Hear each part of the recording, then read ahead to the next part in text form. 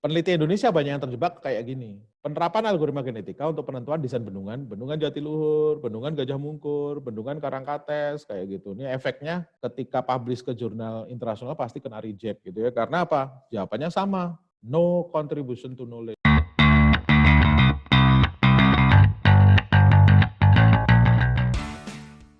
Bismillahirrahmanirrahim. Assalamualaikum warahmatullahi wabarakatuh. Jadi ini series kedua dari diskusi kita tentang riset gitu ya.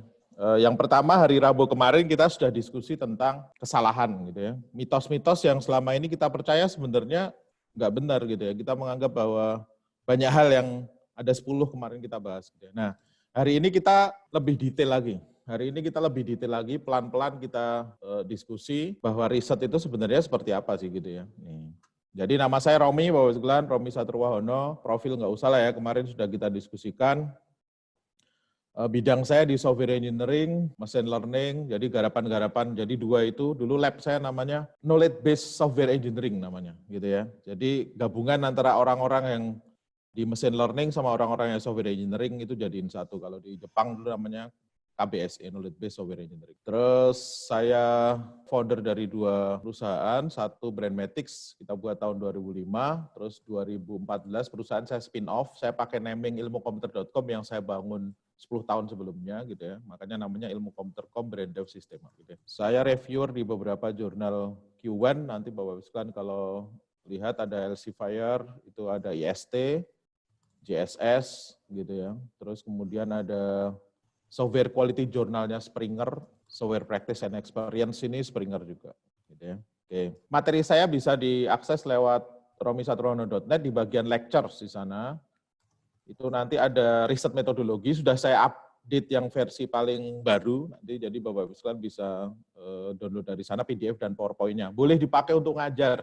Boleh dipakai untuk ngajar, tapi pada saat ngajar nama saya dihapus, email saya dihapus di penugasan-penugasan supaya enggak kayak sekarang saya setiap semester saya terima email tugas dari mahasiswa Bapak Ibu sekalian gitu ya. Karena Bapak Ibu sekalian kelupaan ngapus email-email saya di penugasan-penugasan itu gitu. Terus saya punya YouTube channel, ini nanti kemungkinan mulai saya agak rajin saya isi lagi nih. Ininya sama Romi Satriwahono. Oke, jadi sekali lagi ini series kita belajar mitos di hari Rabu, terus kemudian hari ini riset metodologi dan Minggu nanti kita akan menulisnya gitu ya. Yang literatur, nulis dan membuat SLR itu saya kemas di hari Minggu gitu ya. Oke. Buku teks Bapak sekalian, ini nanti bisa googling. Ini sudah tersebar PDF di banyak tempat sih. Jadi punyanya dosen gitu ya. Terus kemudian Benson tuh buat bagus. Dosen sama Benson dua ini yang paling sering dipakai di dunia komputer. Jadi riset metodologi tapi khusus spesifik untuk computer science gitu ya. Jadi di sana jelasin banyak hal. Untuk yang teman-teman software engineering biasanya, software engineering nggak bisa pakai eksperimen, ada. Itu yang Wohlin itu bahas bagus, Experimentation in Software Engineering, judulnya bagus banget. Terus kemudian penulisan, itu ada Scientific Writing for Impact Factor Journal, itu Leadhouse yang nulis bagus banget. Nah, yang kita bahas hari ini Bapak sekalian dua. Satu, tentang penelitiannya sendiri gitu ya, konsep dan seterusnya. Yang satu lagi kita bahas tentang tahapan. Jadi konsep penelitiannya dulu saya bahas, ini sebenarnya recap yang kemarin kita bahas. Rangkuman hari ini itu sebenarnya Rabu itu kita bahas. Dengan melihat masalahnya dulu baru kemudian detailnya hari ini. Cuman kalau melihat nanti kita kayak merecap apa yang kita diskusikan di hari Rabu kemarin, Bapak Ibu. Nah, yang SLR itu kita bahas hari Minggu. Literatur review sama penulisan ilmiah itu dua itu hari Minggu gitu ya. Nah, yang terakhir ini biasanya saya pakai untuk memberi insight ke mahasiswa saya bahwa pembimbingan itu ada clue-cluenya sendiri gitu ya. Karena apa? Kita harus menaklukkan pembimbing kita dan kita harus menaklukkan penguji kita nanti gitu ya. Ini ada gaya sendiri-sendiri gitu ya. Ada gaya Pak Afandi yang lembut gitu ya, sabar gitu ya, ngasih tiap bab gitu ya. Ada yang gayanya kayak saya gitu ya. Saya dulu kalau dosennya profesornya nggak respon ya saya kejar dia. Saya kejar sampai dia mau respon gitu ya. Ada banyak gaya. Gaya dosen juga beda-beda. Nah, sebenarnya ada pro kontra. Oh, dosen rumit dan seterusnya. Itu sebenarnya miniatur kehidupan loh. Nanti di pekerjaan itu ya kayak gitu sebenarnya. Makanya kalau banyak orang yang mengatakan bahwa oh nggak usah kuliah, nggak usah bikin ini, sebenarnya ada faktor pembelajaran yang baik di perkuliahan, kerjakan tesis, mengatasi konflik. Makanya istilahnya belajar di kampus itu nggak hanya kognitif, nggak hanya psikomotorik, tapi juga afektif. Kita melihat gimana berhadapan dengan dosen kita, bagaimana berhadapan dengan bahkan yang ngurusi cleaning service, bagian rumah tangga, dan seterusnya itu membuat kita bisa survive. Pengantar penelitian. Jadi definisi penelitian Bapak Ibu sekalian, mengapa kita melakukan penelitian ini kemarin sudah kita bahas. Mengapa kita melakukan penelitian gitu ya? Penelitian berangkatnya dari masalah penelitian. Kemarin kita bahas, penelitian itu berangkatnya dari masalah penelitian. Masalah penelitian itu adanya lahir karena latar belakang masalah di belakangnya gitu ya, latar belakang masalah. Latar belakang masalah penelitian itu muncul karena masalah kehidupan. Gitu ya Bapak Ibu sekalian ya. Nih. Masalah kehidupan bukan masalah penelitian. Nah, ini yang sering kita salah. Makanya Bapak Ibu sekalian, kemarin sudah saya berikan contoh prediksi dari papernya V itu sebenarnya gitu ya. Prediksi produksi padi gitu ya Bapak Ibu sekalian ya. Oh, padi itu penting loh. Padi harus saya prediksi produksinya karena untuk kebijakan nasional gitu kan. Cara untuk memprediksi padi itu ada banyak loh gitu ya. Ada yang gaya konvensional, ada yang gaya time series prediction gitu ya. Yang konvensional nggak saya pakai lagi nih, karena apa? Ada alasannya. Terus kemudian yang time series prediction forecasting itu ada 3 kemarin kita bahas. Neural network, smart vector machine misalkan, sama GM, Gray model misalkan 3 ini gitu ya. Terus kemudian kenapa nggak kita pakai GM aja? Oh dia punya kelebihan tapi punya kelemahan. Kenapa nggak pakai neural network? Dia punya kelebihan, dia punya kelemahan gitu ya. Kenapa kita pakai akhirnya SVM? Karena dia punya kelebihan bisa nangani di 2 yang sebelumnya, tapi dia punya kelemahan. Nah kelemahan yang terakhir itulah yang akan kita jadikan masalah penelitian ini gitu kan. Nah makanya Bapak Ibu sekalian, masalah penelitian itu bukan di atas. Bukan, oh masalah penelitiannya apa? Oh saya mau memprediksi produksi padi, bukan, itu bukan masalah penelitian gitu ya. Jadi masalah penelitian berangkat dari masalah penelitian lahir karena masalah kehidupan gitu ya. Dan masalah penelitian itu, oh nggak ada di dunia, masalah penelitian kemudian saya teliti, enggak. Masalah penelitian itu, masalahnya sudah ada, loh di mana? Di paper-paper itu kita cari gitu ya. Dan sudah diketahui pemecahannya juga gitu, sudah diketahui pemecahannya. Loh kita ngapain? Kita mencari pemecahan yang lebih baik sedikit gitu ya. Dan itu prosesnya terus-menerus, Bapak Ibu sekalian, makanya disebut re sama search research gitu ya. Jadi re-nya kembali, search-nya nyari lagi. Kok belum membaik? Oh, saya cari lagi. Belum membaik lagi, saya cari lagi. Siklus itu yang kemudian disebut research life cycle gitu ya. Nah, Benson ngomong Bapak Ibu sekalian didefinisikan Benson sama Dawson membuat definisi yang sedikit berbeda tapi maknanya sama gitu. Kalau Benson itu ngomong bahwa building new knowledge about things that no one has understood before, kata si Benson. Kalau bahasanya si Christian Dawson, dia mengatakan riset itu considered activity, aktivitas yang penuh pertimbangan sistematis which aim to make an original contribution to knowledge. Loh, sebenarnya sama.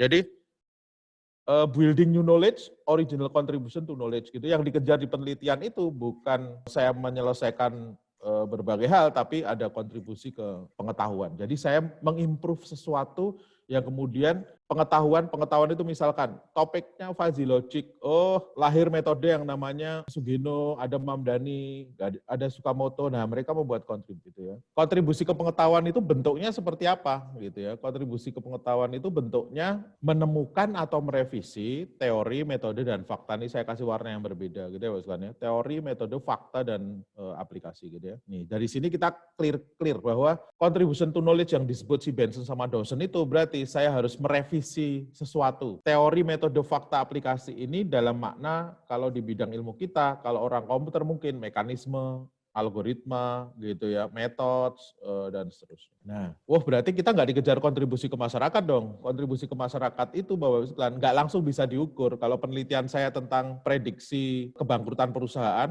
gitu, atau prediksi loyalitas pelanggan, oh kalau saya pakai kayak gini loyalitas pelanggan nanti jadi bagus. Ternyata perusahaan tetap bangkrut nih gitu ya. Berarti tanggung jawab saya bukan, karena riset kita itu terbatas di tujuannya untuk meningkatkan akurasi dari prediksi tadi gitu ya. Jadi kontribusi ke masyarakat nggak langsung bisa diukur karena itu nggak masuk ke tujuan, tapi masuk ke manfaat penelitian. Jadi kalau ditanya, apa itu penelitian? Penelitian dilakukan karena ada masalah penelitian, di mana masalah penelitian muncul karena latar belakang masalah yang terlahir dari masalah kehidupan gitu ya.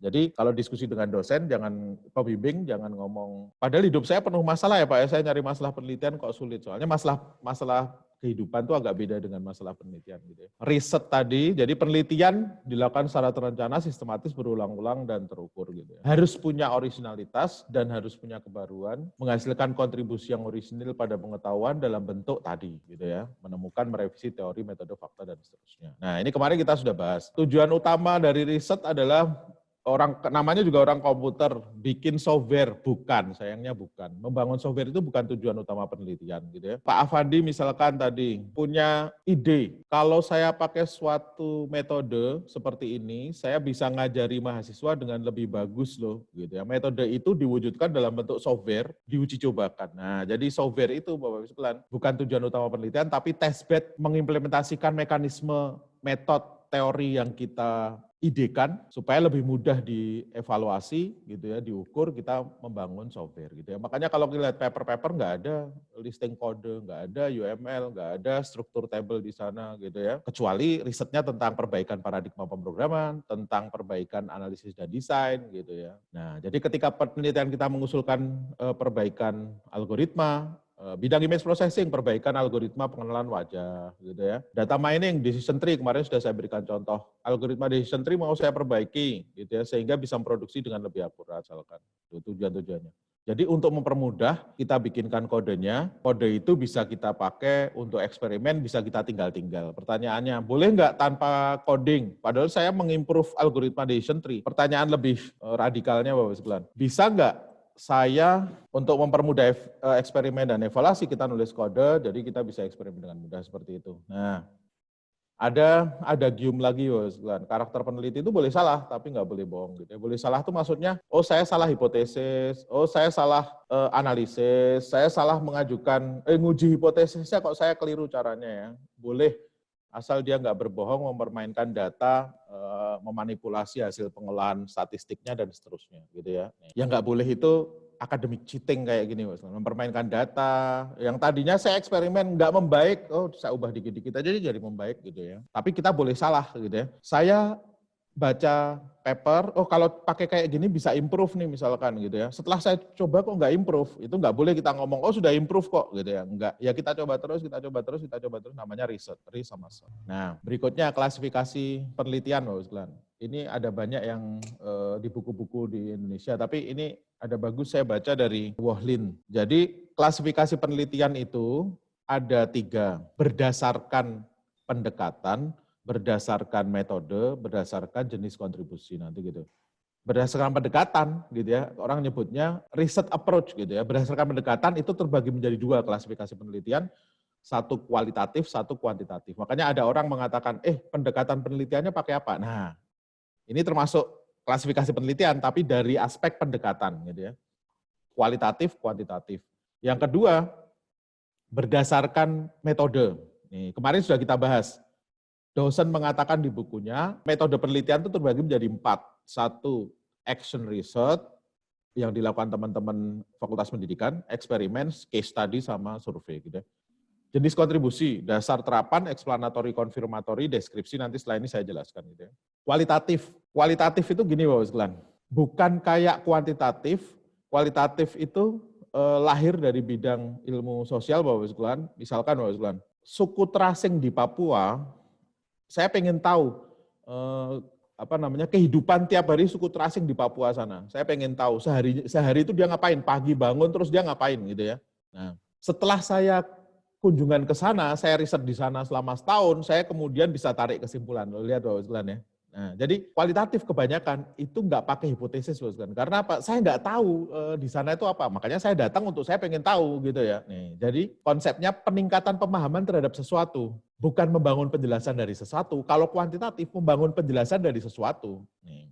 Neural network itu kalau setting arsitekturnya itu saya gunakan, kemarin kita bahas genetic algorithm gitu ya, settingnya secara otomatis saya lakukan, itu kemungkinan membaik loh, itu hipotesis saya gitu kan, itu hipotesis saya. Saya punya hipotesis, nah itu namanya Bapak sekalian, saya tuh sebenarnya sudah agak tahu, saya ada bayangan gitu ya.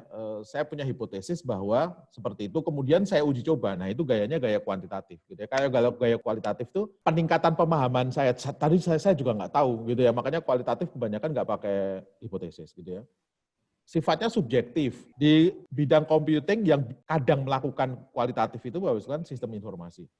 Dua-dua hal itu, kualitatif kuantitatif itu boleh kita lakukan, Pak. Boleh kita lakukan. Cuman sekali lagi, kemarin kan ada pertanyaan juga. Saya mengimprove algoritma, saya mengimprove metode Scrum misalkan. Terus kemudian saya gimana cara saya mengeksperimen. Nah, topik penelitian itu pilihan kehidupan, Pak, gitu ya. Kalau kita ngejar kelulusan yang S2 2 tahun, S3 3 tahun, pilih topik yang bisa kita ukur, gitu kan, Bapak sekalian ya. Nah, bisa kita ukur. Nah, kalau kita pengen maju dengan kualitatif, siap saja karena akan digempur. Contoh, peneliti yang tadi di Irian Jaya tadi ya, di Papua tadi, pengen tahu kehidupan suku terasing di sana, itu kemudian dia ke sana, setahun di sana, kemudian datang, sudah ini nyusun disertasi, maju sidang. Dia ngomong, pagi, siang, dan malam ternyata kayak gini. Pengujinya, angkat tangan, kamu bohong, di Papua nggak kayak gitu. Loh, saya melakukan penelitian setahun. Pengujinya ngomong, saya tinggal di Papua 50 tahun, udah selesai tuh Bapak Sekalian gitu ya. Jadi kualitatif itu Bapak Sekalian, defense-nya sulit gitu ya. Makanya biasanya kalau kita sudah peneliti, sudah agak senior, main kualitatif nggak apa-apa, karena sifatnya subjektif. Pak Afandi jadi dokter, jadi guru besar tadi di Udinus misalkan gitu ya, ketika beliau nanti kualitatif, omongan dia apapun diikuti orang. Enak Bapak Sekalian. Tapi kalau kita maju sidang, kan agak rumit. Makanya biasanya kalau mahasiswa yang pengen tetap kualitatif, saya suruh mix metode. Ada sebagian yang kuantitatif, gitu ya. Meskipun sebagian kita analisisnya pakai kualitatif, gitu ya. Nah, sifatnya nanti induktif. Saya amati objek penelitian, saya tarik kesimpulan. Udah gitu aja, gitu ya. Saya buat teori. Saya tadi kehidupan di masyarakat suku terasing di Papua itu ternyata kayak gini loh, gitu ya. Saya amati, saya tarik teori baru, gitu ya. Nah, yang kuantitatif, kan, membangun penjelasan dari sesuatu. Hipotesisnya sudah punya, gitu ya. Kalau maju kuantitatif, kita bisa buktikan dari hasil eksperimen dan kita bisa hitung, gitu ya. Misalkan mahasiswa saya Mas Joko tadi, Mas Joko Suntoro. Pengujinya ngomong, ini riset tentang SVM ini nggak bisa ini, kamu nggak akan bisa improve itu. Nah, Mas Jokonya tinggal ngomong, sebentar Pak ya, mohon maaf saya hitung di depan ya. Nah, Mas Jokonya dia ngitung di depan, ini Pak lihat Pak. Dari formula saya ini, saya turunkan, saya bisa improve titik. Nggak ada lagi yang bisa dikatakan berbeda dengan yang gaya kualitatif tadi. Jadi ini gayanya soalnya deduktif-induktif, Bapak sekalian ya. Pakai skala numerik, pola alurnya deduktif-induktif. Saya dapat masalah, gitu ya. Ketika saya pakai algoritma K-means, itu ternyata kok saya harus menetapkan nilai K ya, gitu ya. Nilai K itu dari mana? Padahal kan saya nggak tahu berapa klasternya. Nah, saya kumpulkan teori, lihat Bapak sekalian. Saya kumpulkan teori. Ada banyak teori A, teori B, teori C, untuk memecahkan masalah penentuan nilai K tadi di K-means gitu ya. Terus kemudian setelah saya ketemu banyak cara, saya kumpulkan, saya hasilkan konsep setelah dari berbagai literatur review ini, kayaknya kalau saya gabungkan antara yang A dan B, itu kayaknya bagus loh, gitu ya. Saya rumuskan hipotesis. Kalau saya integrasikan antara A dan B, untuk penentuan nilai K, kayaknya bagus. Saya rumuskan, saya uji, gitu ya. Nah, uji hipotesis ini Bapak sekalian, kalau penelitian computing Bapak sekalian, boleh spesifik, boleh juga umum. Makanya kemarin saya sebut Bapak sekalian, penerapan particle swarm optimization kemarin ya kita bahas ya, untuk penentuan parameter pada support vector mesin untuk prediksi produksi padi. Prediksi produksi padi itu saya sebut objek data yang sifatnya opsional. Emang boleh ya nggak pakai prediksi produksi padi? Boleh Bapak sekalian. Cukup kasih judul penerapan particle swarm optimization untuk penentuan parameter pada SVM. Loh, nanti objek datanya pakai apa? Saya pakai UCI dataset, saya ambil 50 data. UCI itu sudah kesepakatan para ulama-ulama data mining, Bapak sekalian, kalau riset itu kita pakai aja, misalkan 50 dataset yang mewakili, itu sudah cukup, itu sudah mewakili kehidupan gitu ya. Nah, makanya biasanya ambil di sana data 50, kita uji coba dengan metode yang kita ini kan, terus kemudian kita lihat secara statistik, oh bener loh, significant difference nih gitu ya, ada kita uji beda dan seterusnya. Nah seperti itu Bos. Ini kalau gayanya kuantitatif seperti. Nah yang metode kemarin sudah kita bahas gitu ya. Action research biasanya dipakai teman-teman pendidikan gitu ya. Mereka sebut class action research, penelitian tindakan kelas gitu ya. Siswa saya kok sulit memahami matematika ya, saya pengen buat multimedia pembelajaran. Saya buat multimedia pembelajaran, 2 kelas. Satu kelas saya nggak pakai multimedia pembelajaran saya, kelas kedua saya pakai multimedia pembelajaran saya. Dua-duanya sebelum saya uji, saya cek dulu bahwa kedua-duanya ini levelnya sama. Nanti bisa pakai uji beda statistik dan seterusnya. Nanti dibuat siklus loh kan kalau teman-teman PTK gitu ya, teman-teman pendidikan gitu ya. Sampai kemudian lo lihat nih, di 1 semester kemudian yang pakai multimedia saya nilainya lebih bagus loh. Nih, nanti gaya action research seperti itu. Kalau eksperimen seperti tadi saya sajikan Bapak Ibu, hubungan sebab akibat. Kalau metode A dan B saya pakai untuk menyelesaikan penentuan nilai K di K-means, apakah jadi membaik gitu Bapak Ibu ya. Nih. Jadi eksperimennya saya kontrol sendiri, saya pakai dataset sendiri, kemudian saya tarik kesimpulan. Secara umum, sains dan engineering pakai eksperimen. Apakah teknik pertanian pakai? Pakai. Saya pengen menghasilkan jambu yang buahnya gede gitu ya. Terus kemudian batangnya kecil. Saya kumpulkan 10 jambu Bapak Ibu sekalian, terus kemudian riset saya tentang membuat pupuk yang bagus gitu di pertanian. Pupuk pertama saya berikan di pohon pertama, pupuk kedua 10 pohon ini relatif sama umurnya. Jadi metode campuran saya pertama, ada 10 model metode campuran, nanti saya analisis setiap hari, eksperimen juga. Gitu ya. Case study, eksplorasi satu situasi mendalam, sosial, ekonomi, politik biasanya pakai ini. Gitu ya. Case study, tapi saya pengen pakai kuantitatif, bisa pakai survei nanti. Survei itu risetnya nanti kekuatannya di pengambilan sampling. Nah ini yang kemudian sebenarnya dimainkan oleh teman-teman lembaga survei di politik gitu ya. Saya dibayar gitu ya, misalkan oleh suatu partai gitu ya, yang dia punya calon gitu kan. Wes pokoknya gimana caranya supaya menang Mas, surveimu memenangkan ini aja gitu kan. Kenapa kayak gitu Bapak Sekalian? Karena suara rakyat, suara Tuhan istilahnya Bapak Sekalian kalau dalam ilmu politik. Jadi kalau tiap hari kita lihat di detik ada 3 calon yang kita sama-sama nggak kenal gitu ya. 3 calon itu dimenangkan di semua media calon A terus gitu ya. Biasanya kita cari selamat, oh kayaknya A dipilih banyak orang sudah A aja gitu Bapak Sekalian ya. Nah, gimana caranya nanti memanipulasi surveinya ini? Sampling surveinya Bapak kita ambil wilayah yang gemuk. Atau kita ngomong, kita samplingnya random kok bener. Tapi sebenarnya nggak random biasa Bapak nggak fully random nggak gitu ya. Nanti teori random kita bisa diskusi lagi, ada yang menarik di sana gitu Bapak. Nah, jenis kontribusi. Cara bacanya gini Bapak. Yang murni itu dasar ya Bapak, dasar terapan. Penelitian itu boleh kuantitatif, boleh kualitatif. Penelitian eksperimen korelasi pasti kuantitatif. Nggak mungkin eksperimen kita pakai kualitatif, nggak mungkin gitu ya. Nggak mungkin kita ngomongin hal yang kita pengen buktikan sebab akibat kita pakai deskriptif, nggak mungkin. Nah, deskripsi itu bisa kualitatif, sebagian bisa kuantitatif. Contoh, saya temukan skripsi mahasiswa bagus. Faktor-faktor yang membuat Iwan Fals itu sukses. Cakep nih, Bapak. Kalau gayanya kualitatif, Bapak, gitu ya. Yang ngomong, Iwan Fals itu musiknya sederhana. Kita bisa lihat lagu Umar Bakri. Umar Bakri bercerita, dikasih syairnya dan seterusnya. Kualitatif, Bapak. Tapi kalau kuantitatif bisa atau enggak bisa? Tetap bisa. Faktor-faktor penyebab Iwan Fals sukses, gitu Bapak.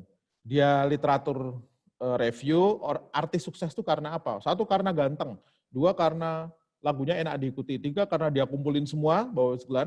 Nanti dari yang dia kumpulin semua ternyata ada 50 faktor ini, gitu ya, 50 faktor, terus kemudian dia buatin surveinya, dia kasih indikatornya, Bapak, dia survei orang-orang, Bapak, dari sana dia kemudian pakai prinsip komponen analisis, misalkan dia reduksi faktornya, ada 10 faktor yang menyebabkan Iwan Fals itu sukses, kuantitatif, gitu ya, enggak kualitatif, gitu ya. Mana yang lebih beautiful? Kalau orang seni mungkin kualitatif lebih beautiful, gitu ya.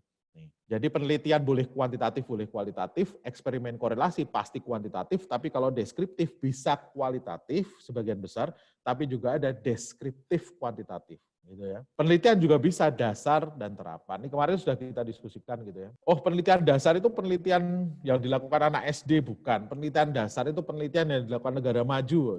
Ketika tahun 90-an orang Indonesia bikin coding, misalkan penelitian komputernya tiba-tiba di Jepang lab-lab riset ngitung genom gitu ya. Ketika kita risetnya tentang teknik sipil tentang mencari bentuk mana yang paling bagus untuk situasi di Indonesia, Bapak Ibu sekalian, malah di Jepang teman saya risetnya tentang menghitung nilai pi 3,14 sekian gitu ya. Kenapa penelitian dasar itu digemari oleh negara maju? Soalnya begitu teman saya tadi ngitung pi kan 3,14, tiba-tiba suatu saat dia ngomong, Rom yang benar bukan 3,14, yang benar 3,15. Apa yang terjadi Bapak sekalian? Semua riset yang di pilar ini, yang basisnya dari hitungan 3,14 bubar semua Bapak sekalian.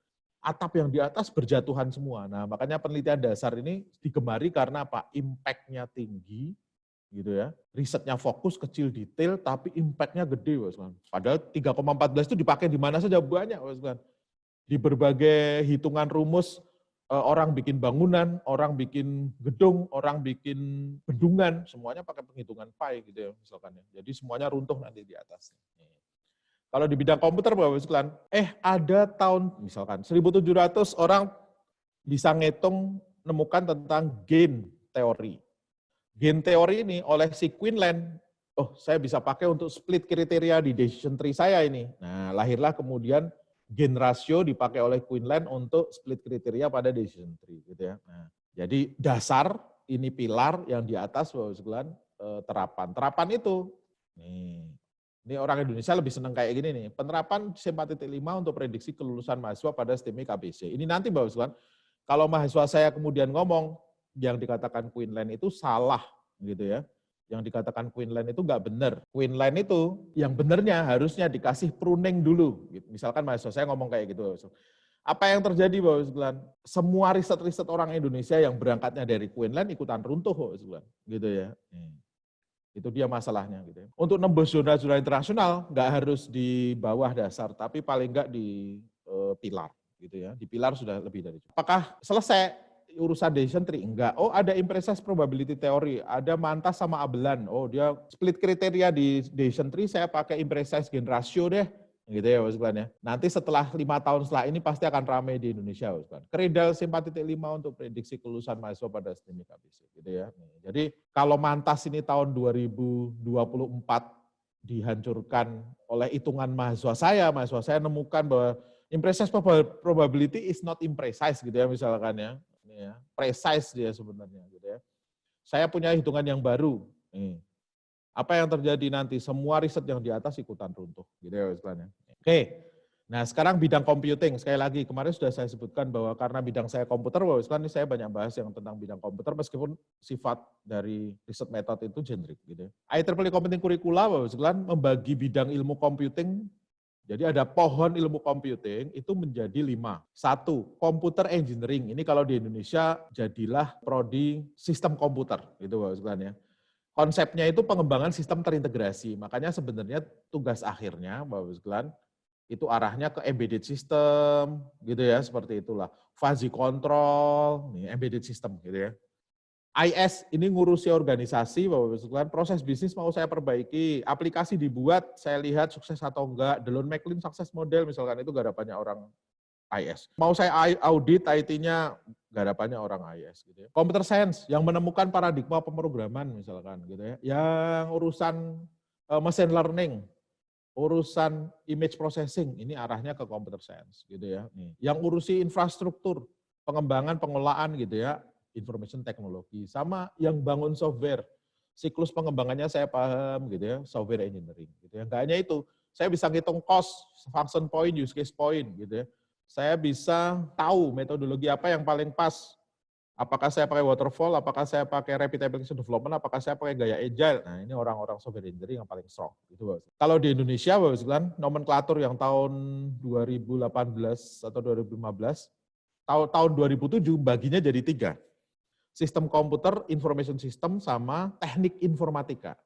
Nanti kalau kita bicara lagi, Bapak sekalian, kok Indonesia ada teknik informatika ini gimana caranya? Teknik informatika itu gabungan dari CS, IT sama software engineering itu Bapak sekalian gitu ya. Jadi tahun 2000 jadi gini Bapak sekalian. Asbabun nuzulnya bapak-bapak kita dulu ketika belajar Bapak sekalian gitu ya. Di era tahun 70 80 itu belajarnya sebagian Bapak sekalian ke Eropa gitu ya, sebagian ke Eropa. Nah, di Eropa itu Bapak sekalian namanya informatics engineering gitu ya. Belanda, Jerman itu pakai istilah itu gitu ya. Ketika bapak-bapak kita datang ngumpulnya di ITB dan sebagian di UGM dan seterusnya Bapak sekalian. Ya. Nah, generasi kedua datang. Era tahun 85 Bapak sekalian pada berangkat gitu ya. Kebanyakan Amerika Bapak sekalian. Di Amerika itu computer science namanya, gitu ya. Nih.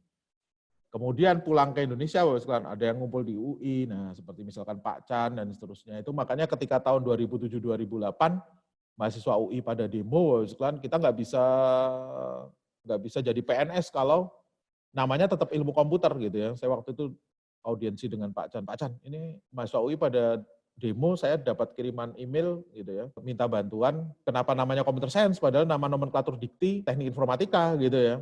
Pak Channya ngomong, sabar Rom, tenang gitu ya, suatu saat dikti akan insaf gitu Bapak sekalian ya. Dan ternyata benar Bapak sekalian. Di era 2010 sebenarnya nomenklatur awal langsung Bapak sekalian dihapuskan yang 2007 dibagi 5 seperti ini, tapi tetap nggak jalan gitu ya, sampai cuman akhirnya 2015-2016 mulai teknik informatika ini sekarang pilihan Bapak sekalian. Informatika garis miring ilmu komputer gitu ya. Nih. Jadi bukan lagi teknik informatika, tapi informatika garis miring ilmu. Software engineering di tahun 2010 masuk ke S1, tapi 2015-2016 kalau nggak salah disuruh ke D4 ya. Tapi 5 ini sudah diadopsi oleh Ristek Dikti. Gitu.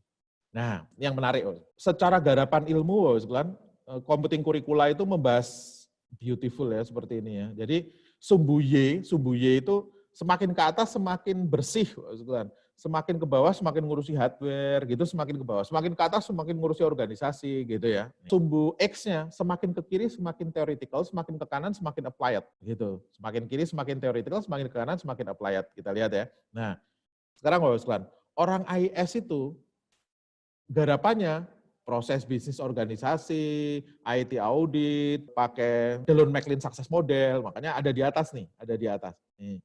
Orang AIS itu singgungan dengan software engineering-nya juga agak banyak, kalau lihat ya, singgungannya agak banyak nih. Makanya orang software engineering kalau masuk masih jadi kapro di AIS, sistem informasi masih bisa gitu ya. Tapi kalau orang teknik komputer suruh jadi kapro di sistem informasi agak berat gitu ya, karena singgungan ilmunya hampir nggak ada gitu ya istilahnya. Nah, kalau lihat di sini Pak, ada pertanyaan ke saya, Pak Ram, orang komputer itu nggak ngerti arsitektur komputer boleh nggak? Gitu ya. Orang komputer nggak ngerti arsitektur komputer boleh, boleh. Orang AIS itu nggak terlalu ngerti arsitektur komputer nggak apa-apa gitu ya. Komputer hardware, memori, perakitan, nggak ada masalah gitu. Orang komputer boleh nggak ngerti tentang organisasi? Boleh. Orang sistem komputer nggak ngerti organisasi, nggak ada masalah gitu ya. Nih. Tapi ada satu bidang Bapak sekalian yang dalam hukumnya orang komputer itu kalau nggak menguasai yang tengah Bapak sekalian, lihat sampai orang IS saja Bapak sekalian sama orang IT yang sebenarnya dia nggak terlalu ngurusi infrastruktur, dia masih membelok ke bawah ke tengah, software methods and technology itu Bapak sekalian. Makanya ada istilah orang komputer nggak ngerti organisasi boleh, orang komputer nggak ngerti hardware ada bidang yang nggak ngerti hardware, orang komputer nggak ngerti database bisa Bapak sekalian, gitu ya. Tapi orang komputer nggak bisa coding, bagaikan garam tanpa asinnya, bukan sayuran tanpa garam lagi. Garam tanpa asinnya, karena coding itu letaknya di tengah, gitu ya. Makanya kalau ada orang yang ngomong, orang IS nggak butuh coding, salah, karena gambar IEEE aja dia belok ke bawah, gitu ya. Nih, meskipun codingnya nanti pakai framework, pakai lebih instan, tapi dia applied coding masih harus menguasai, gitu ya. Orang CE nggak butuh coding, butuh karena apa? Ketika dia develop controller untuk AC, pakai fuzzy control, itu ada codingnya di sana. Gitu. Infrastruktur orang IT harus ngerti coding, karena logic coding itu dipakai ketika ngurusi routernya dia dan seterusnya. Gitu, makanya karena pembagian bidangnya sudah solid kayak gini, Bapak sekalian, fakultas. Makanya sekarang komputer itu jadi fakultas tersendiri gitu ya. Sebenarnya kata yang paling pas fakultasnya itu bukan fakultas ilmu komputer, bukan, tapi fakultas computing gitu ya. Nih, jadi beberapa kampus di luar negeri ngubah beberapa naming untuk fakultasnya jadi fakultas computing ya.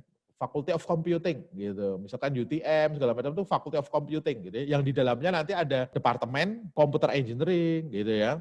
Ada departemen Computer Science gitu kan, ada IS, ada IT, Software Engineering dan seterusnya gitu ya. Nah, mata kuliahnya sama gitu ya. Ini kalau di Indonesia rumitnya satu fakultas itu satu prodi dosennya masing-masing, sebenarnya sharing dosen itu satu fakultas gitu ya, karena CE, CS, IS, IT, SE itu sebenarnya mata kuliahnya sama, tapi bobotnya beda. Nah, mata kuliahnya sama, gitu ya. Jadi mata kuliahnya desain di awal sama, tapi ada yang SKS-nya nanti 1, ada yang SKS-nya 5. Saya berikan contoh nih Bapak sekalian, gitu ya. Programming fundamental itu semuanya wajib, gitu ya. Semuanya wajib. Nggak ada yang fardu kifayah, nggak ada yang fardu kifayah, ini fardu ain semua, gitu ya. Orang SE benar-benar strong, dia mata kuliahnya SKS-nya tinggi. Tapi apakah orang IS nggak perlu programming fundamental? Perlu, gitu ya. Dia masih 2-4 gitu ya. Nih. Tapi Bapak sekalian, e-bisnis orang computer engineering nggak terlalu butuh, computer science nggak terlalu butuh, mata kuliahnya pilihan nanti di mereka gitu ya. IT gitu ya, SE masih pilihan gitu ya, tapi IS wajib gitu kan. Demikian juga dengan misalkan manajemen sistem informasi nih Bapak sekalian. Nih, IS wajib gitu ya, tapi yang lainnya mata kuliahnya pilihan. Sebenarnya kan kayak gitu ya. Nih. Tapi kalau untuk urusan software engineering, desain, verifikasi, evolution, proses, orang software engineering yang wajib. Apakah yang lainnya enggak? Ada tetap, tapi mata kuliahnya enggak 0 gitu ya. SKS-nya enggak 0, 1-4 ada gitu ya. Beberapa jadi pilihan. Untuk urusan sirkuit desain elektronik, digital signal processing, apakah orang IT dia ikut? Tapi yang paling wajib computer engineering gitu ya. Yang lainnya jadi pilihan. Sebenarnya kayak gitu nih Mbak Islam. Jadi, nah, kenapa ini saya ceritakan? Nanti gaya risetnya Bapak sekalian terbagi menjadi 2, gaya IS sama gaya computer science sebenarnya gitu. Pengikut mazhab IS itu orang IS sama orang IT biasanya, karena apa? SCM Computing Curricula memberi batas Information System Specialist focus on, kata dia, integrating information technology solution, business process, bla bla bla, gitu ya. Jadi arahnya, Bapak sekalian, organisasi, bisnis proses, bisnis analisis di bidang IT itu garapannya orang AIS dan orang IT gitu ya.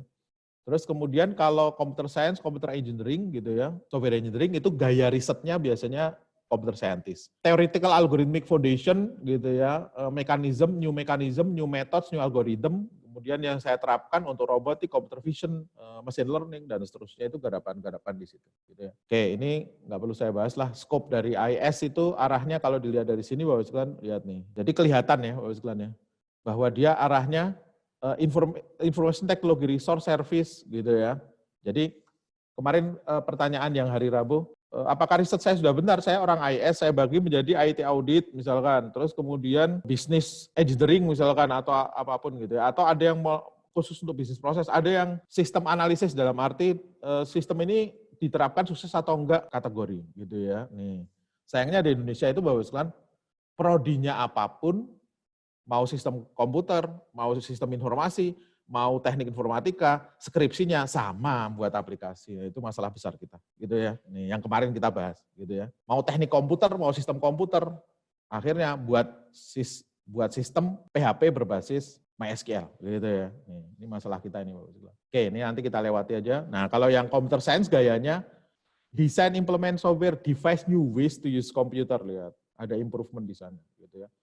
Develop effective ways to solve computing problem, seperti itu. Nah, ini kemarin sudah kita bahas, saya ulang lagi, consider activity we aim to make an original contribution to knowledge. Jadi yang dikejar di penelitian itu contribution to knowledge. Ini kemarin sudah kita bahas. Bentuknya merevisi teori, metode, fakta, dan aplikasi. Ini sudah kita bahas. Contoh nyatanya kayak gimana di dosen, Bapak sekalian, di bukunya clear banget. Ini gambarnya saya ambil dari dia. Kita belajar satu bidang ilmu, misalkan fuzzy logic, itu kecil seperti ini, terus kemudian membesar gitu ya. Oh, fuzzy logic dibuat oleh Lutfi Zadeh tahun 1964 pertama kali, gitu ya. Dia publish, nggak pernah di-accept, baru tahun 67 berhasil di-accept IEEE Transaction on Man and Cybernetics, itu yang pertama kali mempublish fuzzy logic-nya si Lutfi Zadeh gitu ya. Setelah itu berkembang, oh ada Sugeno, ada ini kenapa banyak orang Jepang? Karena ketika nggak diterima di Amerika sama Eropa, Lutfi Zadeh membawa idenya itu ke Jepang dan ternyata bisa masuk ke AC, bisa masuk lift, bisa masuk ke macam-macam. Akhirnya makanya yang mengimprove banyak orang Jepang. Gitu ya. Jadi ada Sugeno yang menghitung cara falsifikasinya agak beda, Sukamoto dan seterusnya, Mamdani dan seterusnya. Gitu ya. Apakah kita harus seperti mereka bertiga? Enggak, kita cukup mengimprove punyanya Mamdani aja satu. Gitu ya. Decision tree kemarin juga sudah saya ceritakan Bapak sekalian. Bremen pertama kali, splitnya pakai Gini Index. Gitu ya. Terus kemudian Queensland punya ide, Gini Index kayaknya kurang strong deh. Gitu ya. Kayaknya bagusnya saya pakai information gain. Gitu ya. Jadilah ID tree. Nanti kalau kita pakai rapid miner keluar semua Bapak sekalian. Jadi jalankan rapid manner, jalankan decision tree, itu ada pilihan Gini Index, itu punyanya Bremen, ada pilihan information gain punyanya Quinlan, ada pilihan gain ratio, itu sebenarnya SEM4.5 itu yang pakai gain ratio itu. Alur algoritmanya sama gitu ya. Terus kemudian dilanjutkan oleh ID3 diimprove Abelan, Cradle DT, SEM4.5 diimprove oleh Mantas, Cradle SEM4.5. Oke, terus berikutnya, oh ini yang tadi ya, misalkan ada lagi, riset saya tentang feature selection, gitu ya. Riset saya tentang feature selection, sudah ada yang buat loh backward elimination. Oh, sudah ada yang ada yang pakai wrapper ini, algoritma genetika gitu ya. Ada yang pakai forward selection. Oh, saya mengimprove satu aja forward selection. Gitu sebenarnya. Jadi, ini kemarin juga sudah kita bahas. You can be original in two ways, kata dosen. Originalitas di metode, orang lain mengerjakan masalah yang sama, ada banyak, tapi dengan cara yang berbeda-beda. Saya akan membuat cara yang lebih berbeda lagi dengan mereka. Originalitas pada metode, gitu ya. Originalitas pada masalah yang kedua, gitu ya. Jadi dosen mengatakan you can be original in two ways, satu metode, dua problem. Kalau kita sudah senior kita boleh bermain-main di dua, tapi peneliti-peneliti newbie kayak kita ini kan sebaiknya main di satu aja enough. Cukup bisa nembus jurnal Q1 aja bisa satu, itu enggak ada. Ini kemarin saya berikan contoh, algoritma genetika mau saya pakai untuk penentuan desain bendungan, cari mana yang paling optimal, gitu ya Bapak sekalian ya.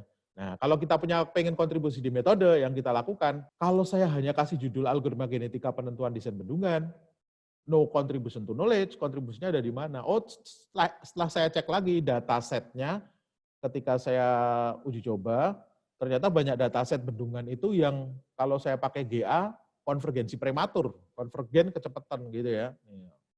Konvergensi prematurnya deh yang saya angkat jadi masalah penelitian, saya pecahkan dengan metode XYZ.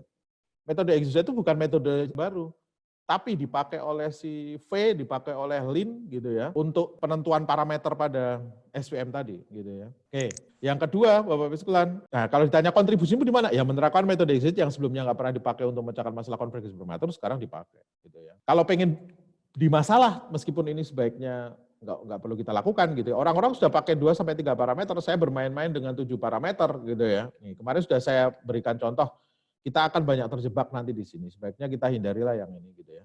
Untuk peneliti-peneliti newbie kayak kita main di metode aja. Orang-orang pakai 2 sampai 3, saya mikirkan masalah baru.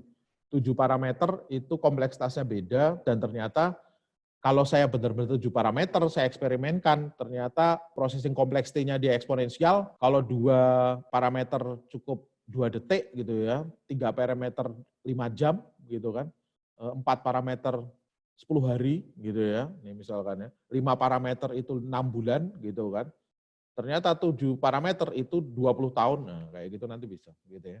Nah, peneliti Indonesia banyak yang terjebak kayak gini, penerapan algoritma genetika untuk penentuan desain bendungan, bendungan Jatiluhur, bendungan Gajah Mungkur, bendungan Karangkates, kayak gitu. Ini efeknya ketika publish ke jurnal internasional pasti kena reject gitu ya, karena apa? Jawabannya sama, no contribution to knowledge gitu ya, nggak ada kontribusi ke pengetahuannya. Terus ini kemarin juga sudah kita bahas, bedanya D3, D4, S1, S2, S3.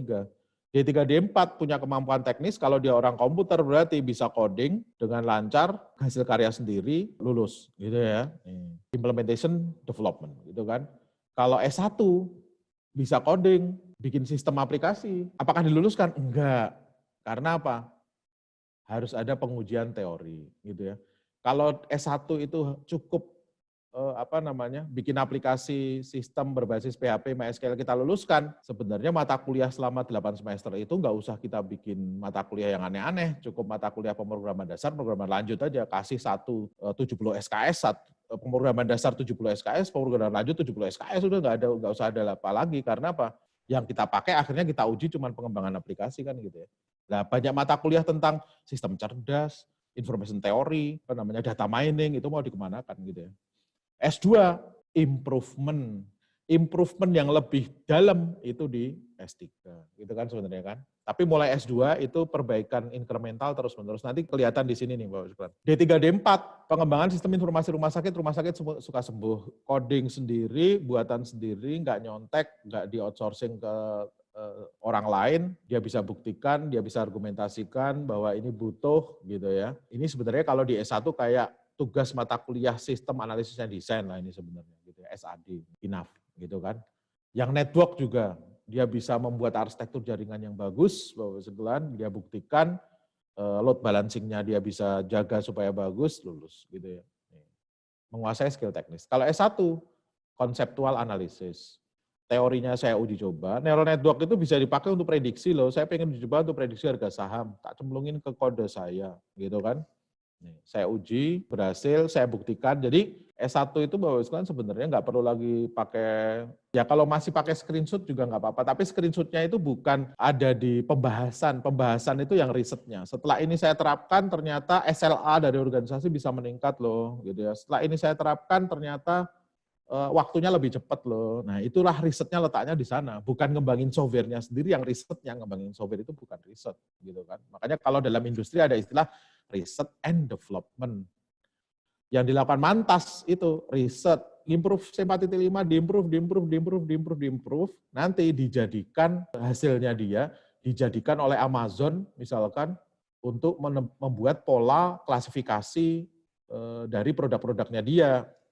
Jadilah produk klasifikasi yang basisnya dari Cradle C4.5. Makanya risetnya dilakukan dulu, baru kemudian di-develop sistemnya yang basisnya dari hasil riset ini. Sebenarnya seperti itu. Tapi kalau S2, S3, saya buat sistem cerdas Pak pakai neural network, saya dilulusin dong. Loh programnya apa Mas? S2, S3, enggak bisa. S2, S3 itu improvement. Neural network dipakai untuk prediksi harga saham? Iya, itu sudah sejak 20 tahun lalu orang juga sudah paham gitu kan. Masalahnya di dalam neural network setelah saya baca-baca lagi, kalau saya pakai trial and error itu makan waktu, nggak stabil dan seterusnya. Makanya saya pakai algoritma genetika untuk pilih arsitekturnya, hidden layer-nya, neuron size-nya, saya pilih secara otomatis, nggak trial and error. Gitu ya. Nah ini riset S2 dan S3 gitu ya. Di Indonesia apakah semuanya seperti ini? Enggak. Saya beberapa kali nguji di kampus-kampus, bahkan kampus-kampus gede Bapak sekalian ya. Bangun software Bapak sekalian. S3 bayangkan gitu ya. Nih. Ketika saya tanya, Mas ini gimana caranya nguji jenengan membuat sesuatu nih. Terus kemudian gimana saya menilai bahwa ini bagus? Dijawab ya asal jalan Pak loh. Ini bukan riset gitu ya. Kalau jalan bagus, enggak kayak gitu riset itu. Jadi kemarin sudah saya sebut juga. Penerapan algoritma genetika untuk penjalanan mata kuliah, no contribution to knowledge. Tapi kalau untuk S1, it's okay. Tapi kalau untuk dosennya yang terusin S2, please, insaf gitu ya. Nih, masa buat kayak gini lagi. Tapi kalau judul yang sama, ini masuk di IEEE Transaction on Man and Cybernetics juga ini dibuat oleh si Yang. Judulnya mirip kayak orang Indonesia, makanya kemarin ini saya angkat karena ada teman saya dosen yang tanya, Mas itu ada kok penjadwalan mata kuliah di IEEE Transaction? Ada Pak. Tapi bukan kayak kita. Kalau kita penerapan algoritma genetika untuk penjadwalan mata kuliah di STIMIC bla bla bla. Kalau ini penerapan algoritma genetika di dalamnya dia buatin satu metode untuk guided local search strategy itu untuk membuat dia alokasikan data khusus kemudian dihitung pakai formula gitu ya. Jadi stabil. Karena GA itu sistemnya random Bapak gitu ya. Ada beberapa populasi yang terpaksa hilang padahal bagus gitu kan. Nah, itu dia jaga populasi itu. Nih, pakai si Yang. Jadi si Yang itu bukan penjadwalan mata kuliahnya yang penting gitu ya. Bukan, tapi GA-nya dia improve pakai guided local search strategy. Penerapan algoritma sifatnya penentuan kelulusan mahasiswa ini no contribution to knowledge gitu ya. Tapi kalau saya ubah seperti ini sudah mulai ada kontribusinya gitu ya. Demikian juga dengan kayak gini nih kemarin sudah kita bahas. Kalau kayak gini no contribution to knowledge. Tapi kalau sudah kayak gini ada kontribusi. Saya modifikasi penghitungan gain sama entropi ada kontribusinya gitu ya. Nih kalau kayak gini doang penerapan framework TOGAF nggak ada. Tapi kalau saya improve TOGAF-nya bisa gitu ya. Ada kontribusi. Koben untuk tata kelola organisasi nggak ada kontribusi. Sekali lagi saya sebut nggak ada kontribusi, tapi ini untuk S1 nggak dituntut kontribusi. Jadi untuk mahasiswa kita yang skripsi nggak ada masalah. Koben saya terapkan untuk tata kelola organisasi ABC, it's okay S1. Tapi kalau untuk S2 enggak. Kobennya dibedah.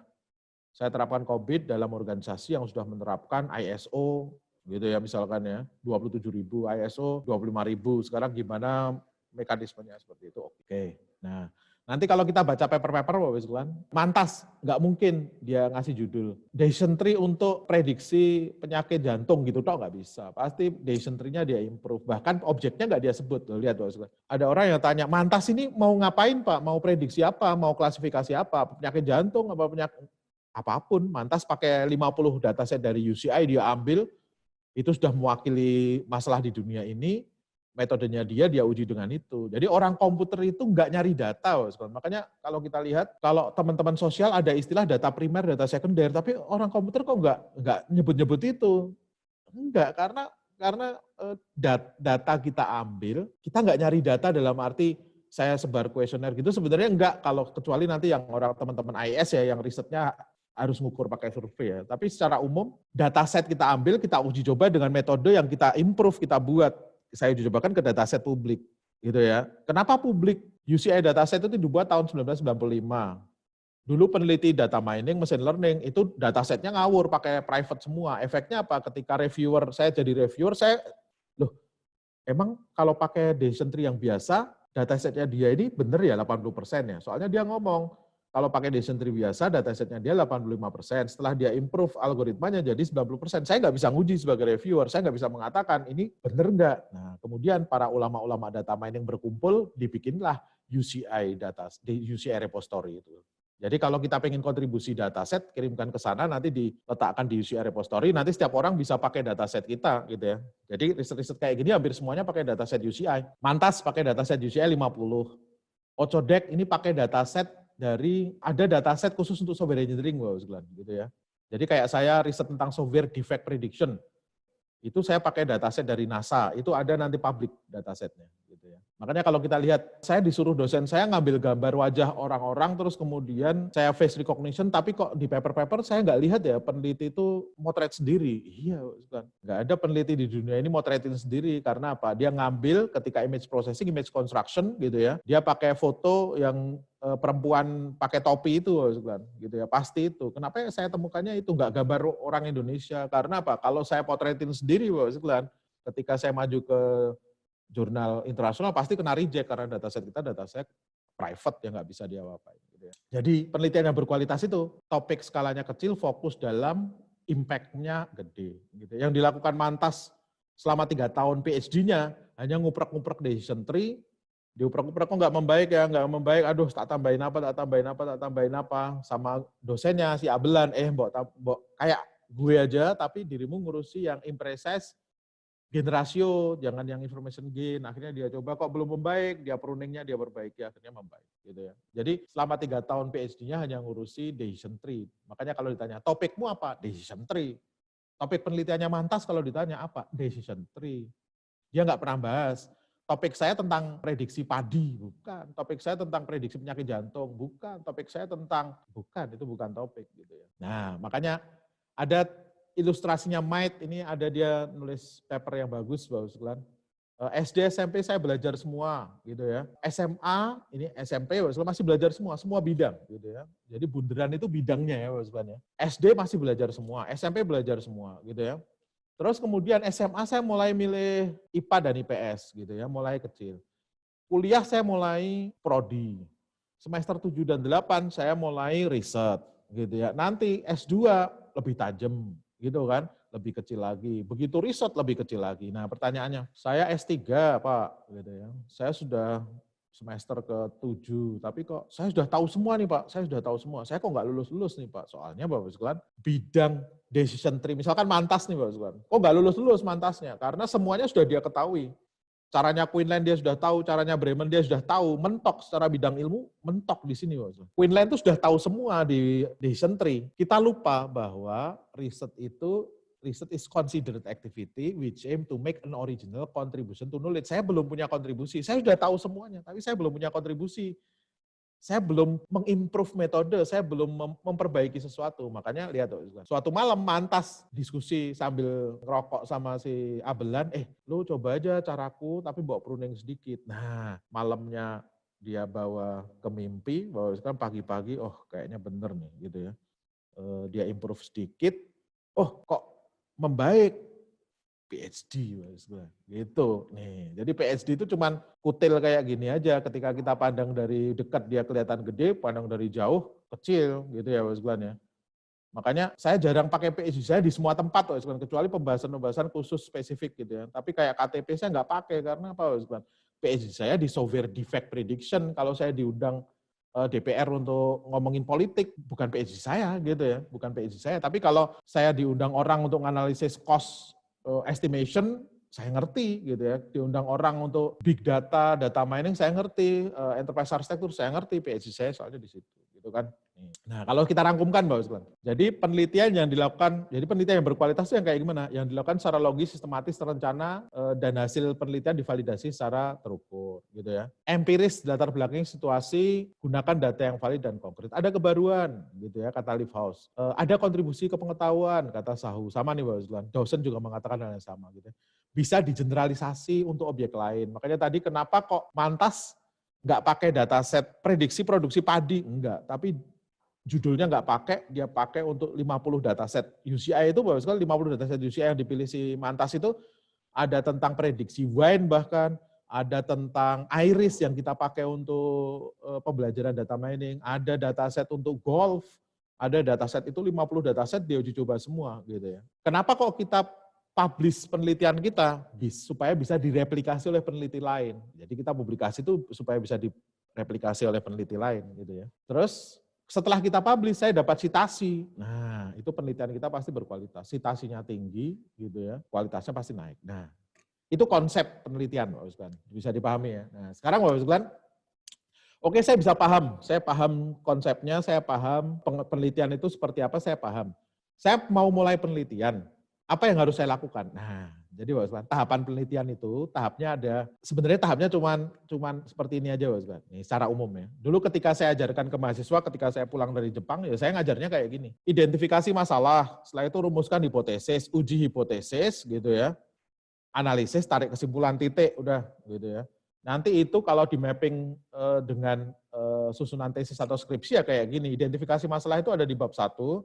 Rumuskan hipotesis setelah saya dapat landasan teori, saya hipotesisnya di bab 2, bab 2 sebenarnya di terakhir pada saat saya nyusun kerangka pemikiran, saya uji hipotesis, cara saya melakukan pengujian itu di bab 3, hasilnya di bab 4, analisisnya di bab 4, tarik kesimpulan, clear gitu ya. Ini cara saya dulu ketika pertama kali ngajar, dan ini umum, generik, semua penelitian ya kayak gini tahapannya. Cuman saya tersadar, ketika saya ngajarkan ini, mahasiswa saya masih tetap bengong. Loh, lah iya Pak, lah terus mana topik saya? Gitu ya.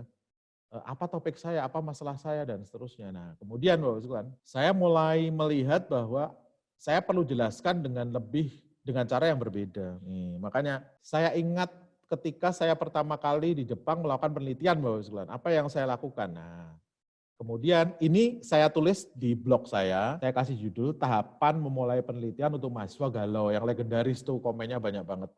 Udah menyelamatkan banyak mahasiswa kita yang telantar di luar negeri, nggak selesai-selesai PhD-nya, baca tulisan saya, akhirnya dia bisa ngerti. Jadi pertama Bapak Sekalian, ketika saya semester 7, Bapak Sekalian, semester 6 saya milih lab, bukan lab komputer, bukan kalau di Jepang, lab penelitian gitu ya. Semester 6 saya milih lab, semester 7 saya masuk lab. Masuk lab itu saya masuk lab sesuai bidang, Bapak Sekalian. Jadi lab saya itu lab software engineering. Nanti di samping kanan saya ada lab image processing. Di sampingnya lagi ada lab tentang computer vision. Jadi bidang komputer itu sebenarnya terbagi data yang kita olah. Image processing pasti ngolah data image. Computer vision ngolah data video gitu ya nanti ya. Data mining ngolah data bentuknya teks atau data terstruktur gitu ya. Software engineering nanti ngolah data juga, data-data tentang software gitu ya. Jadi data yang kita ini. Jadi saya masuk lab software engineering. Berarti saya tentukan bidang penelitian. Ini yang paling sulit di Indonesia ketika bahkan dosen saya minta oke tentukan bidangmu gitu ya. Oh saya nanti mau multi bidang Pak, saya mau menyampur software engineering dengan image processing, dengan data mining, wah brutal banget gitu ya, nggak akan selesai. Jadi pilih bidangnya dulu. Oh bidang saya software engineering. Kemudian yang kedua pilih topik pertanyaannya. Gimana supaya saya bisa milih bidang yang bagus? Baca literatur. Gitu ya. Makanya bingkainya literatur. Saya baca, oh kayaknya menarik nih kalau saya riset di bidang software engineering. Gitu ya. Nah, ternyata bidang software engineering itu nanti Bapak Sekalian banyak topik penelitian. Nah, gimana cara saya tahu bahwa itu topik? Nanti saya searching aja, nanti ketahuan. Nanti setelah ini saya jelaskan. Gitu ya. Jadi dari sana saya nentukan topik, oh ada banyak topik, ada 5 topik, trending topik dalam bidang software engineering. Gitu ya. Oh dari 5 trending topik ini saya pilih sesuai dengan capability saya, nanti saya ceritakan di belakang. Setelah itu, setelah saya milih topik, saya masuk ke nyari paper, nyari paper di topik itu, saya cari semua. Gitu ya. Nanti dari sana, Bapak Sekalian, saya ketemu masalah. Gitu ya. Saya ketemu masalah dari topik itu masalah penelitian. Masalah ini sudah dipecahkan orang dengan apa? Saya cari lagi, baca paper lagi. Makanya bingkai dari yang kita lakukan itu literatur review. Baca literatur gitu ya.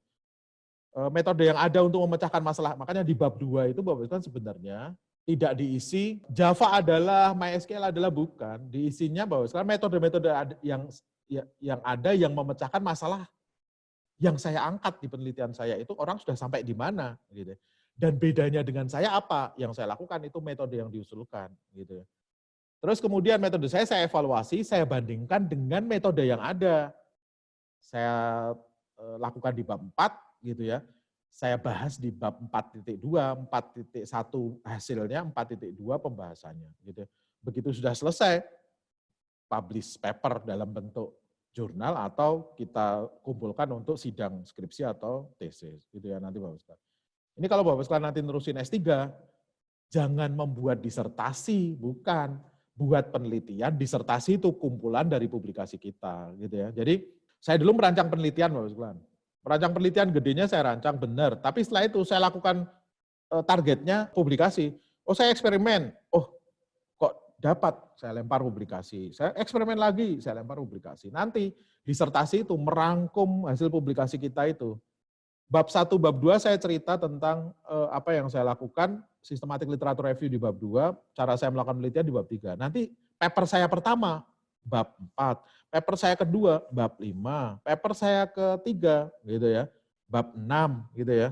Kalau paper saya 3 berarti 4, 5, 6, 7-nya tarik kesimpulan, gitu ya, seperti itu. Nah sekarang, gimana cara saya menemukan bidang? Kalau ke mahasiswa saya sering ngomong, ingat kembali seluruh mata kuliah yang sudah kita terima, renungkan, mata kuliah apa yang kira-kira dirimu nyaman, saya kok seneng gitu ya. Bidang penelitian itu Bapak sekalian biasanya jadi satu jurnal. Nanti kalau Bapak sekalian lihat jurnalnya, International Journal on Software Engineering, International Journal on Image Processing, kalau IEEE Transaction on Software Engineering yang paling legendaris, IEEE Transaction on gitu ya, Data Mining atau Computer Vision gitu. Jadi satu jurnal sebenarnya. Gitu. Jadi jurnal itu sebenarnya tidak luas Bapak sekalian. Jurnal on Computer Science, nah itu agak aneh Bapak sekalian. Itu agak aneh, tapi orang Indonesia seneng itu gitu ya.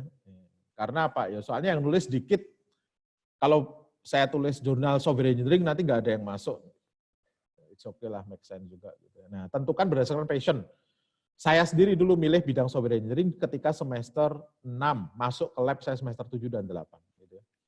Nanti di sana Bapak sekalian, saya searching lagi, Research Trend Challenge Topic on Software Engineering. Loh, gitu cara searching saya. Jadi, Research Trend Challenge Topic on Software Engineering. Nanti banyak tulisan. Saya googling dulu nggak apa-apa, tapi kalau mau lebih spesifik, ACM, IEEE Explore, Science Direct saya cari, terus kemudian paper-paper mulai keluar. Biasanya saya cari survei paper, gitu ya. Jadi paper itu ada 2, technical paper sama survei paper. Survei paper itu yang membahas satu topik, gitu ya. Misalkan survei on software defect prediction. Nah, itu survei paper, bukan hasil penelitian dia dalam arti eksperimen, bukan. Nggak ada kontribusi ke pengetahuan sebenarnya, tapi dashboard dia, gitu ya. Nih, jadi cara paling gampang kita menemukan topik, oh itu topik, cari aja survei papernya ada atau enggak, itu pasti topik. Gitu. Jadi ada mahasiswa saya yang, Pak topik saya tentang prediksi penyakit jantung, gitu ya. Searching aja, pasti nanti apa yang terjadi Bapak sekalian. Paper-papernya dari kedokteran sama kesehatan, gitu ya. Karena apa? Itu bukan topik kita, itu topiknya teman-teman kedokteran kesehatan. Di kita, topik saya itu decision tree tadi yang saya kebetulan pakai objeknya untuk prediksi penyakit jantung gitu. Nah, lihat nih Bapak sekalian. Software engineering itu ternyata setelah saya kumpulkan papernya, survei papernya saya kumpulkan, itu ternyata ada 6 yang ngetrend. Self-adaptive software, software effort cost estimation, software defect prediction, software process improvement, service oriented architecture, sama penerapan soft computing di dunia software engineering. Contoh dipakai untuk software testing, desain, requirement engineering, product line, dan seterusnya. Gitu. Dari sana saya milih lab saya itu machine learning, gitu ya, knowledge base, gitu ya. Tapi software engineering, saya cari mana yang tetap berbau machine learning. Ada 2.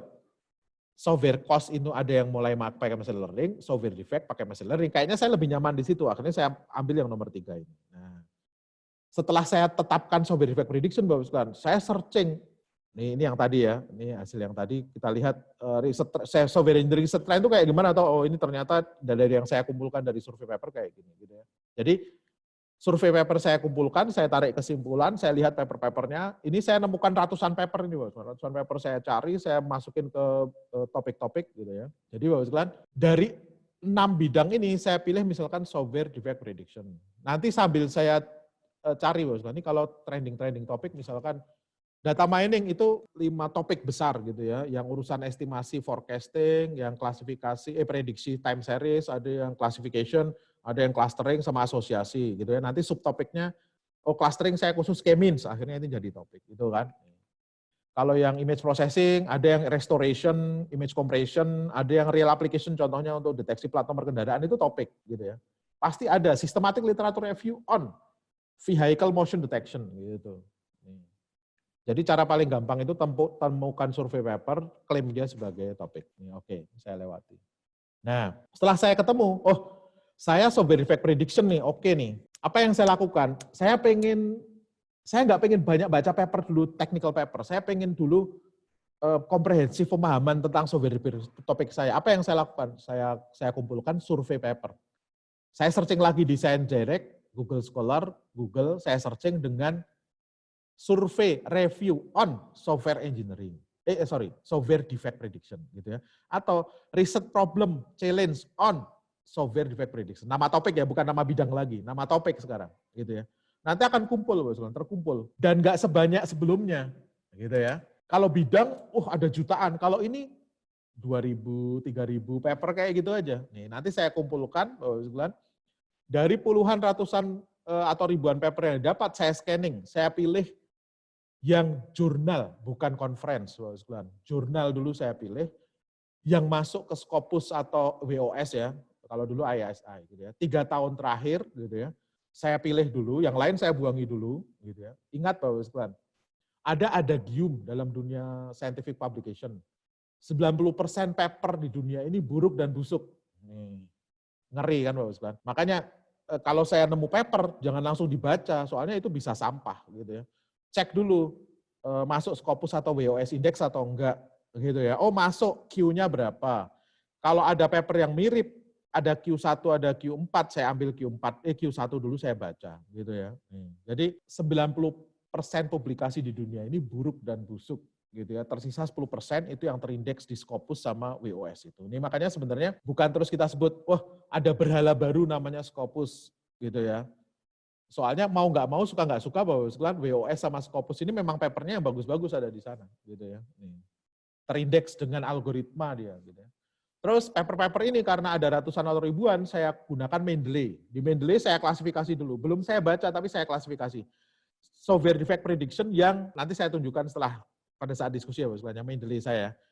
Yang survei, yang pakai neural network, yang pakai itu saya kategorisasi, saya cemplung-cemplungin dalam Mendeley, gitu ya. Dari sana saya pilih 1 atau 2 masalah penelitian yang itu akan saya jadikan penelitian, terus kemudian saya pilih sekitar 10 atau 20 paper yang kayaknya ini bisa saya contek nih, dalam tanda kutip nanti Pak. Penelitian saya akan kayak gini, gitu ya. Nih, makanya kalau mahasiswa saya curhat ke saya, Pak, saya bingung mau penelitian tentang apa. Loh, baca paper, kamu tertarik, udah itu kamu contek aja dulu, gitu kan Bapak sekalian. Nih, karena apa?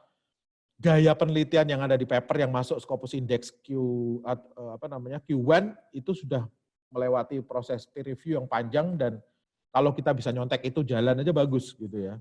Biasanya nyontek bisa tapi nggak jalan gitu ya. Jadi pilih 1-2 masalah yang kita anggap menarik menantang, jadikan itu jadi masalah penelitian kita. Nah biasanya Bapak Islan masalah penelitian itu masalah sama landasannya saya minta mahasiswa saya untuk buat table kayak gini. Saya pengen bahwa masalah yang diangkat mahasiswa itu ada landasan gitu ya. Bahwa memang itu masalah di dunia software defect prediction. Jadi software defect prediction itu masalahnya ada banyak gitu kan. Tapi yang saya angkat yang warnanya merah sama biru ini, loh kok berani ngangkat itu? Soalnya paper-paper Q1 pada ngambil itu sebagai masalah penelitian. Nah, setelah itu saya rangkumkan orang-orang yang memecahkan masalah yang saya lakukan gitu ya. Ini kemarin sudah saya bahas juga. Metode yang dipakai orang untuk memecahkan masalah kita 3 tahun terakhir atau 5 tahun terakhir itu kita sebut state of the art methods gitu ya. Metode-metode terkini yang ada. State of the art methods ini yang saya masukkan ke bab 2 nanti gitu ya. Kenapa saya masukkan ke bab 2? Karena saya akan bandingkan dengan garapan saya nanti di bab 4, makanya saya masukkan ke bab. Jadi itu yang kita sebut state of the art. Contoh, saya dulu pengen software defect prediction, saya pengen buat framework. Frameworknya dulu saya buat gede, baru nanti kecil-kecil saya lakukan gitu ya. Nah ternyata yang buat framework ada 3 yang paling legendaris. Mencius, Lessman, sama Song gitu ya. Ini karena riset saya lakukan tahun 2012, berarti mulainya 5 tahun terakhir lah maksudnya, 2007. Mencius saya angkat meskipun agak tua karena waktu itu dia paling strong gitu ya. Lessman sama Song gitu ya, Song yang masih rajin. Nah 3 itu kemudian saya pecah Bapak Sekalian. Nah, jadi ceritanya gini Bapak Sekalian, ini yang membedakan peneliti dengan industri. Makanya ketika saya berdiri 2 kaki ini, saya harus lihat pada saat itu saya posisi di mana gitu ya. Peneliti Bapak Sekalian, itu beda dengan industri. Kalau industri itu kayak gini Bapak Sekalian, saya dikasih 3 meja. 3 meja itu, 1 gede, 1 kokoh, 1 indah. Indah, kokoh, dan gede, 3 ya Bapak Sekalian. Diberikan ke orang. Orang ini industri, apa yang dilakukan? Oh, saya dikasih gratis 3 ini, saya jual. Gitu. Itu pebisnis level awal. Wong saya dikasih gratis, saya jual gitu ya. 3 kursi itu. Pebisnis level menengah yang sudah pinter, dikasih gratis 3 meja. Apa yang saya lakukan? Saya amplas, saya cat, saya buat bagus, dari gratis saya dapat, saya bisa jual 1 juta, gitu ya. Ini pebisnis menengah. Pebisnis lebih tinggi, Bapak Sekalian, apa yang dilakukan? Ini akan saya jadikan aset. 3 meja ini saya jadikan aset, saya bikin bimbel, loh gitu Bapak Sekalian. Jadi setiap bulan saya dapat 3 juta dengan pakai 3 meja ini, gitu kan. Nih, jadi saya bersihkan, saya jadikan kelas Bapak Sekalian, ada meja itu. Nah ini pebisnis yang lebih canggih. Gitu. Kalau peneliti gimana? Saya dikasih 3 meja, apa yang saya lakukan? Meja ini tak preteli, ini nyebelinnya bahkan peneliti Bapak Sekalian. Gitu. Mejanya tak preteli Bapak Sekalian, tak preteli satu persatu kayak gini. Nih, Lessman, Mencius ini datasetnya pakai apa aja, data preprocessingnya dia apa, saya preteli satu persatu. Jadi kakinya kayunya dari kayu apa, kakinya bentuknya seperti apa gitu ya. Kenapa kok disebut kokoh? Nih, saya preteli satu persatu nanti kayak gini. Nah, jadi penelitian orang saya preteli kayak gini Bapak. Data preprocessingnya pakai apa, feature selection-nya pakai apa, dia pakai meta learning atau enggak, classifier-nya pakai apa, satu persatu. Cara ngukurnya dia kayak gimana gitu kan. Lessman juga sama. Nih. Saya gambarkan sendiri. Ini bukan gambarnya si Lessman, bukan gambarnya si Mencius. Ini gambar yang saya buat sendiri, Bapak. Gitu ya. Kenapa gambar ini saya bikin? Nah, saya bisa bandingkan punya orang, nanti saya bisa tunjukkan punya saya berbeda loh dengan mereka. Gitu. Nah, jadi songnya seperti ini saya preteli lagi, gitu kan. Setelah saya tahu state of the art-nya, Bapak, saya mulai punya ide. Yang belum mereka lakukan itu, feature selection-nya kalau pakai gaya bio-inspired, kayak particle swarm, GA, itu belum pernah dilakukan di dunia software defect prediction gitu ya. Mereka nggak pakai meta learning, nggak pakai bagging, padahal ada masalah class imbalance, nggak ngecek itu, saya pakai gitu ya. Parameter selection, kok pada nggak pakai, saya pakai. Nah, saya ngomong, saya beda loh dengan mereka loh, tapi ini masih omongan gede, ini ada di proposal saya. Masih gede, belum saya uji coba. Nanti saya cek, kalau PSO plus bagging, tok tanpa parameter selection hasilnya kayak gimana gitu. Ini saya mulai ngecek satu persatu, itu namanya metode yang diusulkan. Jadi kita harus mengusulkan satu metode yang lebih baik bila dibandingkan dengan metode yang lain. Lebih baik ini nanti nggak semua parameter kita ambil. Lebih baik itu bisa lebih cepat, boleh. Bisa lebih akurat, boleh. Nggak usah kita lebih cepat, lebih akurat. Enggak, satu aja. Lebih cepat doang juga nggak ada masalah. Caranya gimana? Menambahkan sesuatu. Bisa formula, bisa koefisien cukup. Oh, dari beberapa rumus saya turunkan, ternyata koefisien ini kalau saya tambahkan, oke, gitu ya. Penambahan yang kita lakukan yang akhirnya membuat pemecahan masalah kita lebih baik, gitu ya, lebih baik. Tadi maksudnya, lebih cepat sedikit, lebih akurat sedikit. Itu disebut dengan kontribusi ke pengetahuan itu, gitu ya. Jadi kemudian mulai saya susun eksperimen saya, riset problemnya mulai saya susun di sebelah kiri. Cara saya melakukan eksperimen mulai saya susun, saya jadikan RQ nih, makanya kalau di Indonesia kemarin sudah kita bahas ya, rumusan masalah lah, meskipun saya agak nggak cocok, tapi ya udahlah gitu ya, research question gitu ya. Nah, saya mulai ide framework saya yang gede ini saya pecah satu persatu, saya eksperimenkan. Kalau misalkan saya coba dulu pakai GA-nya untuk parameter optimization di neural network. Ini masih di dalam framework saya gitu ya. Ini gimana kira-kira saya buatin flow alur flowchart-nya dulu gitu ya dari dataset, terus kemudian formula saya masukkan, fitness function-nya saya ubah sedikit nih. Soalnya saya pakai dua, genetic algoritmnya saya pakai untuk parameter optimization sama feature selection sekaligus. Jadi saya harus ngubah fitness function sedikit gitu kan. Setelah itu saya ukur nanti, oh punya saya jauh lebih baik loh gitu ya. Nanti kalau paper lain kayak misalnya punya V nih, ada alurnya kayak gini, formulanya kita masukkan gitu ya. Nah, ini yang disebut dengan metode yang kita usulkan, saya evaluasi. Evaluasinya sesuai dengan yang kita state di masalah. Yang kemarin saya buat warnanya biru itu ya sebenarnya. Kalau masalahnya akurasi ya berarti akurasi seperti itu. Nih, nanti kalau dunia data mining ada cara ngukurnya kayak gini dan seterusnya lah gitu ya. Nanti mulai kita tulis, kita publikasikan. Gitu ceritanya. Pertanyaannya, kenapa kok harus dipublikasikan? If your research does not generate papers, it might just as well not have been done before gitu ya. Not have been done. Jadi kata si Whiteside kayak gitu. Kalau penelitian kita itu nggak kita tulis gitu ya, artinya belum buat lakukan gitu ya. Jadi dulu senior saya pernah cerita ke saya, curhat, Rom itu yang dilakukan Profesor Yu itu sebenarnya ide saya. Saya diskusi sama dia, besoknya jadi papernya dia. Bukan salah dia gitu ya. Jadi salah Bapak yang nggak nulis itu dalam bentuk paper. Karena apa? Kalau nggak di-generate dalam bentuk paper, kita nggak bisa ngeklaim bahwa itu punya kita. Gitu ya. Nih. Nanti kita tinggal pilih, saya masukin kemana, ini nanti cara milihnya gimana? Berdasarkan sistematik literatur review yang kita buat yang hari Minggu akan kita bahas. Masalah 1, riset question 1, jadi kontribusi, saya jadikan paper. Masalah kedua, jadi riset question 2, jadi paper. Ada yang nggak ada question 4, saya nggak ada kontribusinya. Tapi saya jadikan paper, tapi namanya nanti baguskan negative result. Eksperimen saya nggak improve, gitu ya, nggak ada kontribusi, bisa. Ini paper-paper yang namanya negative result bisa kita publish. Jadi kalau nanti baguskan, kalau mahasiswa saya biasanya setelah 1 dan 2 saya berikan, saya minta mereka untuk yuk mulai nulis, mulai milih bidang gitu ya, milih topik gitu ya, milih bidang, milih topik. Topikmu dirangkumkan dalam bentuk mind map, biasanya kayak gitu. Misalkan nih Bapak Uslan, software defect prediction ini saya kasih contoh, makanya kalau saya Bapak Uslan, saya nggak pernah nyuruh mahasiswa kalau saya nggak melakukan gitu ya. Jadi saya kasih contoh, ini loh, saya dulu software defect prediction, itu terus kemudian riset subtopiknya apa saja? Oh, ada yang tentang mengestimasi jumlah cacat, ada yang mengklasifikasi dan seterusnya gitu ya. Oh, terus kemudian yang metode, metodenya ternyata terbagi menjadi sesuai dengan yang tadi, estimation, association, klasifikasi. Paper-papernya siapa saja saya masukkan ke sana gitu ya. Saya kasih contoh. Ini loh yang saya buat. Nah, nanti mahasiswa saya kasih tugas, tentukan bidang, tentukan topik. Nah, nanti mereka mulai buat gitu ya. Ini tahapan normal, sebenarnya. Ada mahasiswa yang galau, Pak saya bingung milih topik gitu ya.